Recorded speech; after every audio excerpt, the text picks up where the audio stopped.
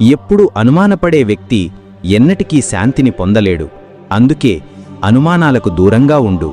ఎక్కువ అనుమానం వల్ల మనసు శాంతి కోల్పోతుంది. మనిషి గుండెలో గందరగోళం చేసి తన సంబంధాలను నాశనం చేసుకుంటాడు. శరీర సౌందర్యం మనసును ఆకర్షిస్తుంది, కానీ స్వభావ సౌందర్యం గుండెను ఆకర్షిస్తుంది. అందుకే మనిషి స్వభావం ఎప్పుడూ స్వచ్ఛంగా ఉండాలి.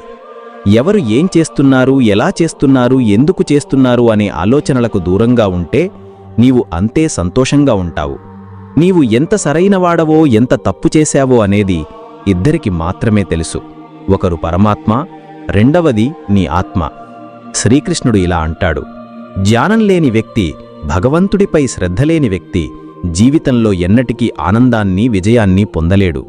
మోహం నాశనానికి కారణం, మనిషి దుఃఖాలకు మూలం. అతని మోహమే. ఎంత ఎక్కువ మోహిస్తాడో అంత